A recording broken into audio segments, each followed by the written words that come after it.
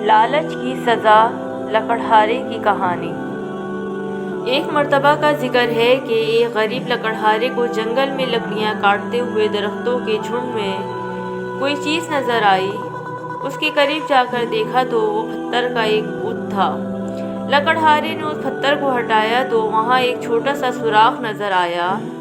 لکڑہارے نے سوراخ کے ارد گرد سے مٹی ہٹائی تو اسے ایک بہت بڑا خزانہ نظر آیا۔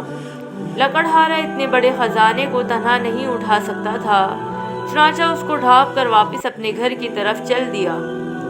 راستے میں اس کی ملاقات ایک سوداگر سے ہوئی جو کہیں سے اپنا مال فروخت کر کے آ رہا تھا۔ اس کے ہمراہ 6 اونٹ تھے۔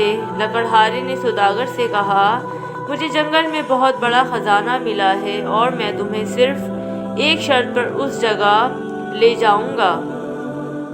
سوداگر نے بڑی بے صبری سے کہا، جلدی بتاؤ، میں تمہاری ہر شرط ماننے کو تیار ہوں۔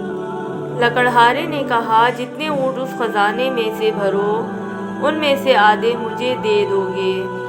سوداگر جھٹ سے بولا، میں تمہیں آدھے اونٹ دے دوں گا، تم مجھے وہاں لے چلو۔ لکڑہارا رضامند ہو گیا اور اسے جنگل میں لے گیا۔ لکڑہارے نے سوداگر کو خزانے کی جگہ دکھائی اور سارے اونٹوں پر خزانہ لاد دیا۔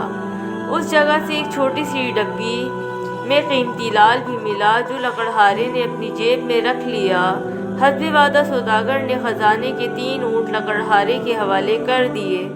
کچھ دور جا کر سوداگر کو خیال آیا کہ خواہ مخواہ نصف حصہ لکڑہارے کو دے دیا، اگر اسے کم اونٹ بھی دیتا تو یہ مان جاتا۔ یہ سوچ کر اس نے لکڑہارے سے کہا، ارے پیارے لکڑہارے، بے شک میں نے تمہیں آدھے اونٹ دے دیے ہیں، مگر آپ کے لیے تو 2 اونٹ بھی کافی ہیں۔ اگر آپ مجھے 1 اونٹ مزید دے دو تو آپ کی مہربانی ہوگی۔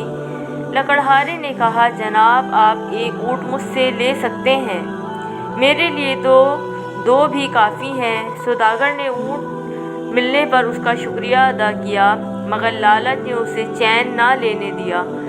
تھوڑی دور جانے کے بعد سوداگر نے پھر لکڑہارے سے کہا، بابا جی آپ تو درویش آدمی ہیں اور میں ٹھہرا دنیا کا کتا، باقی 2 اونٹ بھی مجھے دے دیں، میرے چھوٹے چھوٹے بچے ہیں، آپ کو دعائیں دیں گے۔ لکڑہارے نے کہا کہ میرے بھائی، اگر تو میں نے تمہیں باقی کے 2 اونٹ بھی دے دیے تو میرے پاس کیا رہ جائے گا؟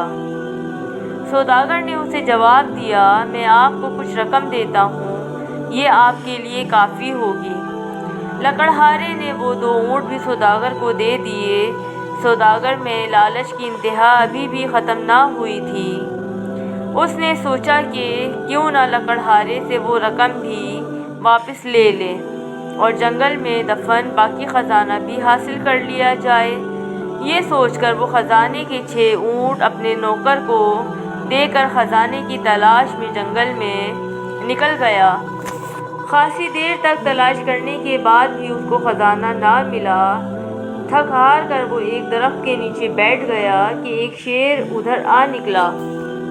سوداگر نے بھاگنے کی کوشش کی مگر شیر نے ایک ہی چھلانگ لگا کر سوداگر کو دبوچ لیا اور اس کے ٹکڑے ٹکڑے کر دیے۔